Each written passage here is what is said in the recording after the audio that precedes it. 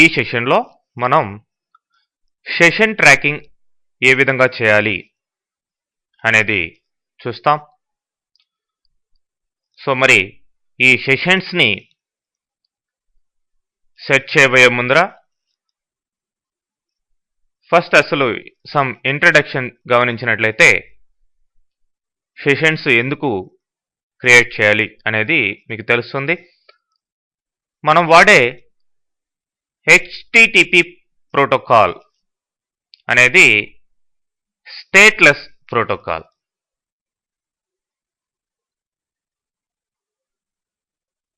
మరి ఇది stateless protocol ఏ విధంగా అయింది అంటే ప్రతిసారి క్లయింట్ వెబ్ సర్వర్ని రిక్వెస్ట్ చేస్తూ ఉంటాడు, మరి సర్వర్ రెస్పాన్స్ ఇస్తూ ఉంది. అంటే క్లయింట్ సర్వర్ తోటి కనెక్ట్ అవుతూ ఉంటారు. మరి కనెక్ట్ అయినప్పుడు ఆ కనెక్ట్ అయిన ఇన్ఫర్మేషన్ ఏ క్లయింట్ అంటే ఏ యూజర్ కనెక్ట్ అయినాడు ఏంటి దానికి సంబంధించిన డీటెయిల్స్ అన్నీ కూడా సర్వర్ స్టోర్ చేసి పెట్టుకోదు. ఎప్పటికప్పుడు ఆ యొక్క డీటెయిల్స్ కట్ అయిపోతుంటాయి అన్నమాట. అంటే ప్రతిసారి క్లయింట్ సర్వర్కి కనెక్ట్ చేసినప్పుడు మళ్ళీ క్లయింట్ కొత్తగానే కనిపిస్తూ ఉంటాడు. ప్రీవియస్గా యాక్సెస్ చేసిన క్లయింట్ డీటెయిల్స్ సర్వర్ దగ్గర కానీ అక్కడ ఉండవు. మరి ప్రీవియస్గా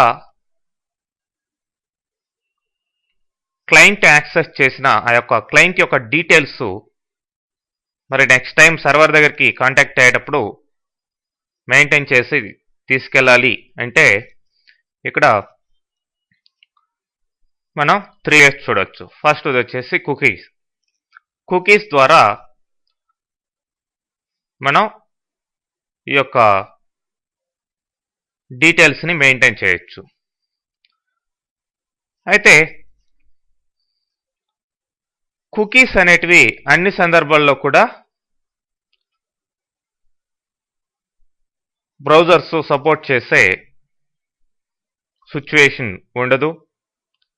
కాబట్టి కుకీస్ కంటే కాస్త బెటర్ వే మనం ఆలోచించినట్లయితే హిడెన్ ఫీల్డ్స్.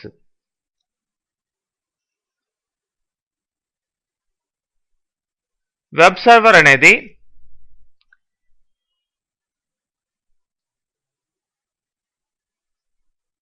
హిడెన్ ఫామ్ ఫీల్డ్స్ని పంపిస్తుంది. దాంట్లో యూనిక్ సెషన్ ఐడి దానికి సంబంధించిన వాల్యూస్ ఇట్లా ఉంటాయి. For example input type equal to hidden, ఇట్లా సెషన్ ఐడి సంబంధించిన వాల్యూస్ని పంపిస్తుంది. మరి నెక్స్ట్ టైం మనం సర్వర్ని కాంటాక్ట్ అయినప్పుడు ఆ డీటెయిల్స్ని యూజ్ చేసుకొని మనం ప్రీవియస్ యూజర్ యొక్క డీటెయిల్స్ని సర్వర్కి పంపించవచ్చు. అయితే ఇది హారిజాంటల్ రిఫరెన్స్ ద్వారా మనం సబ్మిట్ చేస్తున్నప్పుడు అంటే ఫామ్ లింక్స్ మీద క్లిక్ చేసి ఫామ్ని సబ్మిట్ చేసేటప్పుడు ఒకే లింక్ని నెంబర్ ఆఫ్ టైమ్స్ క్లిక్ చేసినప్పుడు ఈ హిడెన్ ఫామ్ ఫీల్డ్స్ అనేటివి దాంట్లో ఉండే డేటా సపోర్ట్ చేయదన్నమాట, సబ్మిట్ కాదు. మళ్ళీ రిపీటెడ్గా సబ్మిట్ కాదు. దానికని ఇంకొక వే ఏంటంటే URL మీరు పంపించేటప్పుడు దానితో పాటు చివరగా ఎక్స్ట్రా డేటాని, ఫర్ ఎగ్జాంపుల్ ఇది URL అనుకుంటే చివర సెషన్ ఐడి ఈక్వల్ టు ఇట్లా ఆ యొక్క సెషన్ ఐడిని మీరు దానికి సంబంధించిన ఇన్ఫర్మేషన్ని మీరు ఐడెంటిఫికేషన్కి పంపించవచ్చు. మరి ఇది బెటర్ వే. అయితే ప్రతిసారి కూడా మీరు ఈ యొక్క డీటెయిల్స్ పంపించాల్సినప్పుడు ప్రతిసారి ఈ యొక్క యూఆర్ఎల్కి ఈ సెషన్ ఐడిని డైనమికల్గా మీరు జనరేట్ చేసి పంపించాల్సిన అవసరం ఉంటుంది. అంటే ఒకసారి యూఆర్ఎల్కి ఒక ఐడి ఇస్తే మరి నెక్స్ట్ టైము అదే ఉంటుందనేది లేదు. వేరే సెషన్ ఐడిని అటాచ్ చేయాల్సిన అవసరం ఉండొచ్చు. మరి డైనమికల్గా మీరు ఆ విధంగా స్టాటిక్ పేజ్ అయి ఉన్నా కానీ, మీరు పంపించే పేజీ స్టాటిక్ అయి ఉన్నా కానీ, డైనమికల్గా ఈ యొక్క సెషన్ ఐడి కోసంగానే మీరు డైనమిక్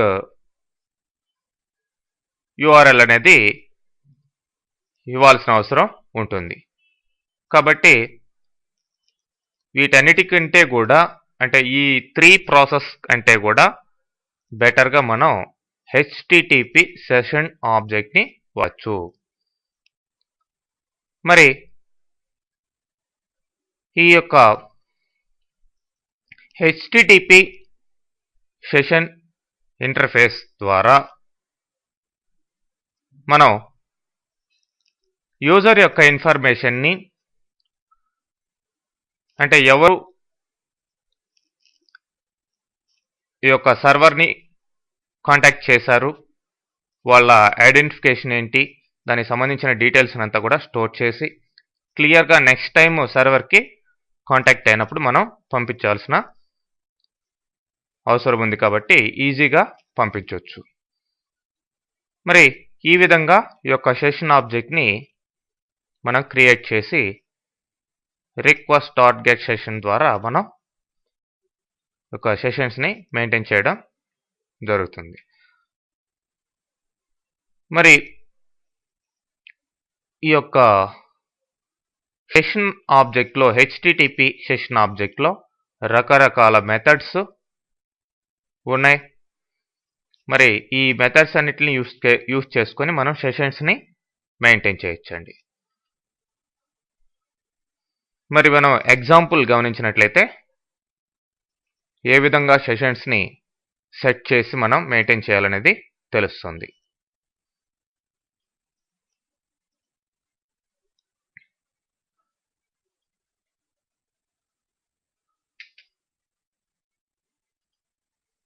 ఇక్కడ సెషన్ ట్రాక్ అనే ఒక సర్వ్లెట్ క్లాస్ని, జావా క్లాస్ని క్రియేట్ చేయడం జరిగింది.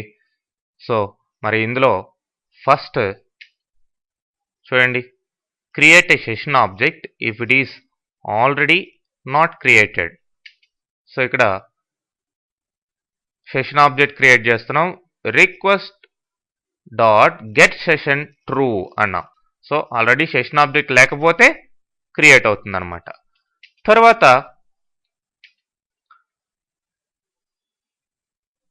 డేట్ టైంని స్టోర్ చేసేదానికి చూడండి, గెట్ సెషన్ క్రియేషన్ టైం, ఆ క్రియేట్ అయిన టైంని దీంట్లో క్రియేట్ టైం అనే దాంట్లో స్టోర్ చేస్తున్నాం.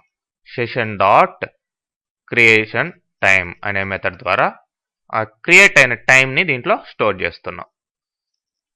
అట్లనే లాస్ట్ యాక్సెస్ టైం అనేదాన్ని ఇంకొక డేటా ఆబ్జెక్ట్లో ఇట్లా లాస్ట్ యాక్సెస్ టైం అనే దాని ద్వారా అనే వేరియబుల్లోకి, ఆబ్జెక్ట్లోకి స్టోర్ చేస్తున్నాం.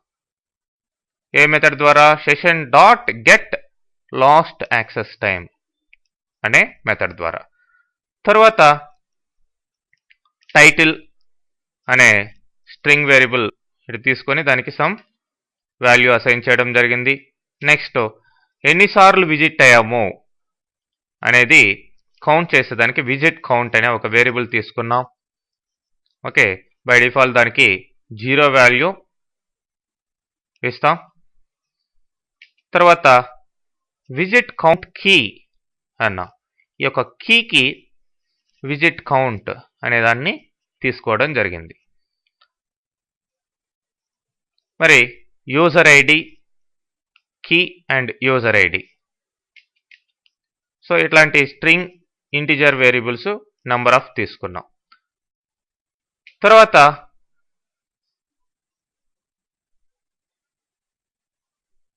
ఈ సెషన్ కొత్తగా వచ్చినట్లయితే సెషన్ డాట్ ఈజ్ న్యూ కొత్త సెషన్ అయితే title welcome to my website అని టైటిల్ రావడం జరుగుతుంది. అట్లనే session dot set attribute set చేస్తున్నాం. ఏంటది? యూజర్ ఐడికి యూజర్ ఐడి. ఓకే, యూజర్ ఐడికి ఏంటిది? ఇక్కడ ఉంది. దానికి యూజర్ ఐడి ఏంటి? Something A B C D. ఎల్స్ అంటే కొత్త సెషన్ కాకపోతే else visit count equal to అని session dot get attribute visit count key ఇవ్వడం జరుగుతుంది. సో మరి స్టార్టింగ్లో విజిట్ కౌంట్ 0 ఉంటుంది కాబట్టి తర్వాత visit count equal to visit count +1 count ఎప్పుడు ఇంక్రిమెంట్ అవుతూ ఉంటుంది ఎన్నిసార్లు మనం విజిట్ అయ్యాము అనే దాన్ని బట్టి. తర్వాత యూజర్ ఐడిని తీసుకోవడం జరుగుతుంది. మరి యూజర్ ఐడి కీ ద్వారా తర్వాత సెషన్ డాట్ సెట్ అట్రిబ్యూట్ ఏం సెట్ చేస్తున్నాం? విజిట్ కౌంట్కి విజిట్ కౌంట్. ఓకే, ఇది సెట్ చేయడం జరుగుతుంది. సో టోటల్గా మనం ఒక సెషన్కి సంబంధించిన బ్రీఫ్ ఇన్ఫర్మేషన్ని తీసుకోవడం జరిగింది. మరి వాటిలంతా కూడా ట్యాబులర్ ఫార్మాట్లో ఇక్కడ ఒక HTML డాక్యుమెంట్లో డిస్ప్లే చేయడం జరుగుతుంది ఈ వాల్యూస్ అన్నిటిని. ఓకే, దానికే ఇక్కడ టేబుల్ అనే ట్యాగ్ ద్వారా హెడ్డింగ్స్ టేబుల్ రోస్ క్రియేట్ చేయడం, హెడ్డింగ్స్ పెట్టడం, టేబుల్ డేటా స్టోర్ చేయడం ఇవన్నీ కూడా తీసుకోవడం జరిగింది ఇక్కడ. For example session dot get session ID, అట్లనే create time, last access time, user ID, visit count ఇవన్నీ కూడా ఆ టేబుల్లో స్టోర్ అవుతాయి. సో చూడండి. సో ఇప్పుడు దీన్ని కంపైల్ చేయండి. యాజ్ యూజువల్ కంపైల్ చేసి ఈ క్లాసెస్లో ఇట్లా క్లాస్ ఫైల్ని కాపీ చేయండి. తర్వాత మామూలుగా web.xml ఫైల్లో దాన్ని ఎడిట్ చేయండి. తర్వాత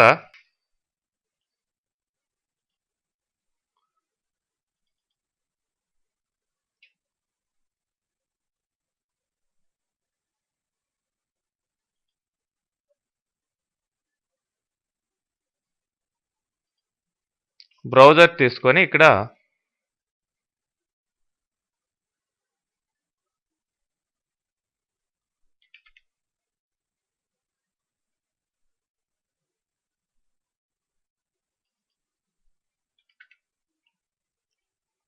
లోకల్ హోస్ట్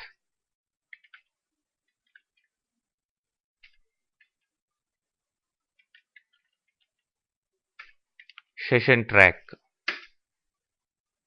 సో ఇప్పుడు చూడండి, సెషన్ ఇన్ఫర్మేషన్, సెషన్ ఐడి, అట్లనే creation time, time of last access, user ID, number of visits. So first time కొత్త సెషన్ కాబట్టి ఇట్లా రావడం జరిగింది. మరి ఇప్పుడు మళ్ళీ ఇక్కడ క్లిక్ చేసి ఎంటర్ ప్రెస్ చేయండి. సెకండ్ టైం మనం యాక్సెస్ చేసాం, సెకండ్ టైం విజిట్ చేసాం కాబట్టి నంబర్ ఆఫ్ విజిట్స్ 1 అని రావడం జరిగింది. మళ్ళీ ఎంటర్ ప్రెస్ చేయండి. చూడండి, విజిట్స్ 2, మళ్ళీ 3. సో ఈ విధంగా కౌంట్ ఎన్నిసార్లు విజిట్ అయ్యామో కౌంట్ అక్కడ ఇంక్రిమెంట్ అవుతూ ఉంటుంది. ఈ యొక్క యూజర్కి సంబంధించిన డీటెయిల్స్ అన్నీ కూడా మనం సెషన్స్ ద్వారా బెటర్ వేలో మెయింటైన్ చేయొచ్చు అనమాట. ఓకే.